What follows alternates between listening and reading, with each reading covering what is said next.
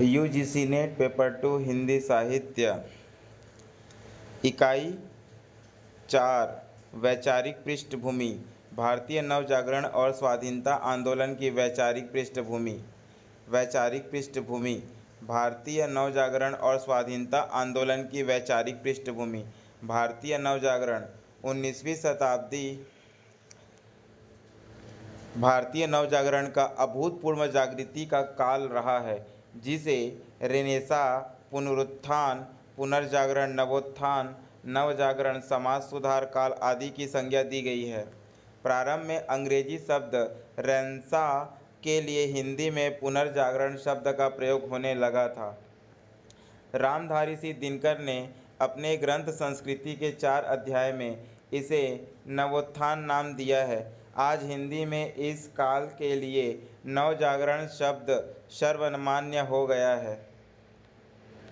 नवजागरण, जिसका जन्म मुख्य बुद्धिवाद, समाज सुधार, वैज्ञानिक खोज, सामूहिक उत्पादन प्रणाली के विकास के साथ हुआ, का मुख्य आग्रह वेदों और पुराणों की ओर लौटना नहीं बल्कि एक नई संस्कृति, नई दुनिया रचने का प्रयास था। डॉक्टर रामविलास शर्मा भारतीय नवजागरण का संबंध सामान्य राजा राम मोहन राय ने जोड़ा जाता है। नवजागरण से राजनीतिक, सामाजिक, धार्मिक और आर्थिक क्षेत्र में एक नवीन चिंतन प्रारंभ हुआ। यह नवीन चिंतन हमारी अपनी परिस्थितियों के कारण उत्पन्न हुआ, जो अंग्रेजों की देन नहीं थी। भारतीय नवजागरण में सन 1857 के महाविद्रोह का विशेष महत्व है। यह क्रांति इतनी सशक्त थी जिसने देश और समाज को पूरी तरह झकझोर कर दिया। इस महासंगम में हुई पराजय की प्रतिक्रिया स्वरूप स्वतंत्रता प्राप्ति की आकांक्षा और तीव्र हो जाती है। 19वीं शताब्दी के इस संग्राम का सर्वाधिक प्रभाव सामाजिक क्षेत्र पर पड़ा। सन 1857 ईस्वी में कोलकाता, मद्रास, मुंबई में विश्वविद्यालय की स्थापना हुई। एक तरफ जहां भारतीय मध्यम वर्ग में एक वैचारिक आंदोलन का सूत्रपात हो गया था, वहीं दूसरी ओर तत्कालीन समाज में अनेक प्रकार की धार्मिक रूढ़ियों, अंधविश्वासों व सामाजिक कुरीतियाँ प्रचलित की जाती। प्रथा, छुआछूत के साथ साथ स्त्रियों की दशा बड़ी दयनीय थी। बाल विवाह व सती प्रथा थी। शिक्षित मध्य वर्ग में जो नवीन वैचारिक चेतना जागृत आई, इसके परिणाम स्वरूप इन सभी धार्मिक रूढ़ियों, अंधविश्वासों व सामाजिक कुरीतियों के विरुद्ध आवाज़ उठी।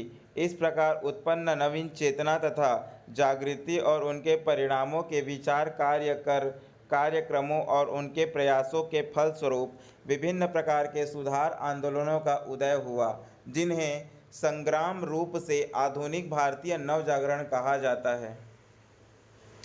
नवजागरण की भावना सर्वप्रथम धार्मिक और सामाजिक क्षेत्र में प्रविष्ट हुई, फिर साहित्य, एक कला में और स्वाधीनता आंदोलन में प्रवाहित हुई। बहुत सी सांस्कृतिक जागरण संबंधित संस्थापकों की स्थापना हुई। संस्था ब्रह्म समाज, राजा राम मोहन राय 1828 ईस्वी, प्रार्थना समाज, आत्माराम पांडुरंग 1867 ईस्वी, रामकृष्ण महादेव गोविंद रानाडे 1897 ईस्वी,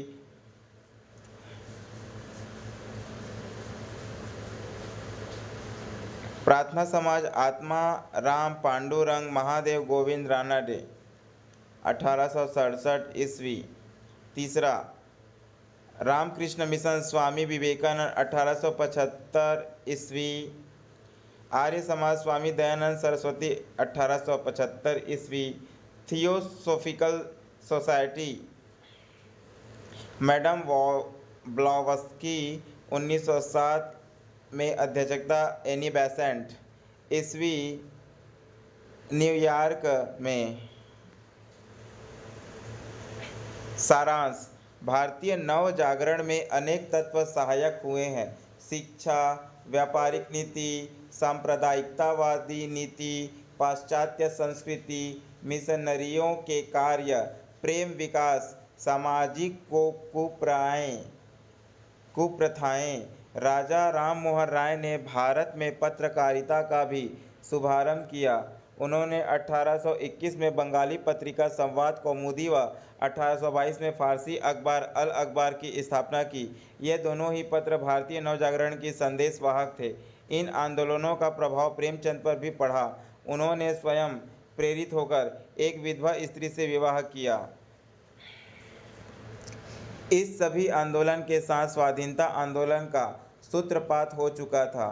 प्रेमचंद के साहित्य में हमें राष्ट्रीय चेतना की अविच्छिन्न धारा आदि से अंत तक देखने को मिलती थी, जिसका आधार वह राष्ट्रीय आंदोलन या जिसने एक लेखक के ही रूप में नहीं बल्कि एक साधारण नागरिक के रूप में प्रेमचंद को प्रभावित किया था।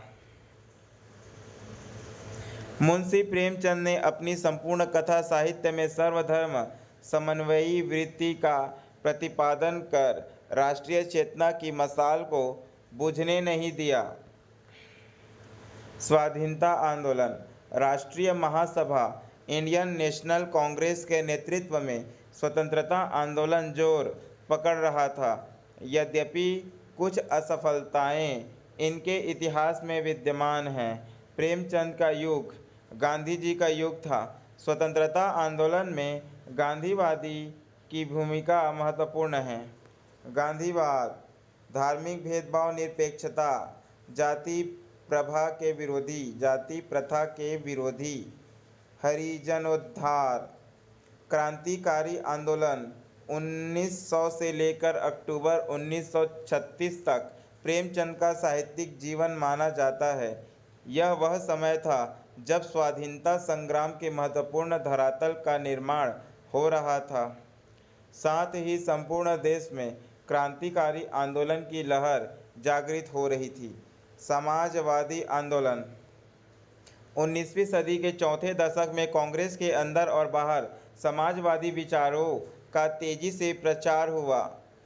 विश्वव्यापी मंदी के कारण पूंजीवादी प्रणाली बदनाम हो गई व लोगों का ध्यान मार्क्सवाद, समाजवाद व आर्थिक योजना के विचार की ओर गया। इस समय प्रेमचंद जी के प्रेमाश्रम, रंगभूमि, कर्मभूमि उपन्यास उल्लेखनीय है। इस प्रकार समाजवादी साहित्य में तत्कालीन भारत की तस्वीर साफ और स्पष्ट दिखाई पड़ती है। देश की स्वतंत्रता के लिए 1857 से लेकर 1947 तक क्रांतिकारियों व आंदोलनकारियों के साथ ही लेखकों, कवियों और पत्रकारों ने भी महत्वपूर्ण भूमिका निभाई। भारतेंदु हरिश्चंद्र का भारत दर्शन नाटक, जयशंकर प्रसाद का चंद्रगुप्त स्कंदगुप्त नाटक देश प्रेम की भावना जागरण के लिए बड़े कारगर सिद्ध हुए। सुभद्रा कुमारी चौहान की झांसी की रानी कविता ने अंग्रेजों के चूल्हे हिलाकर रख दिए। स्वतंत्रता दिवस के अवसर पर लालू गुलाब राय का कथन, 15 अगस्त का शुभ दिन भारत के राजनीतिक इतिहास में सबसे अधिक महत्व का दिन है। आज ही हमारी सघन कलुष कालिमामयी दास्ता की लौह श्रृंखला टूटी थी। आज ही स्वतंत्रता के नवोज्ज्वल प्रभात के दर्शन हुए थे। आज ही दिल्ली के लाल किले पर पहली बार यूनियन जैक के स्थान पर सत्य और अहिंसा का प्रतीक तिरंगा झंडा स्वतंत्रता की हवा के झोंकों से लहराया था। आज ही हमारे नेताओं के चिर संचित स्वप्न चरितार्थ हुए थे। आज ही युगों के पाश्चात्य शंख ध्वनि के साथ जय घोष और पूर्व स्वतंत्रता का उद्घोष हुआ था। आशा करता हूँ कि मेरा यह छोटा सा प्रयास आपको अच्छा लगा हो। धन्यवाद।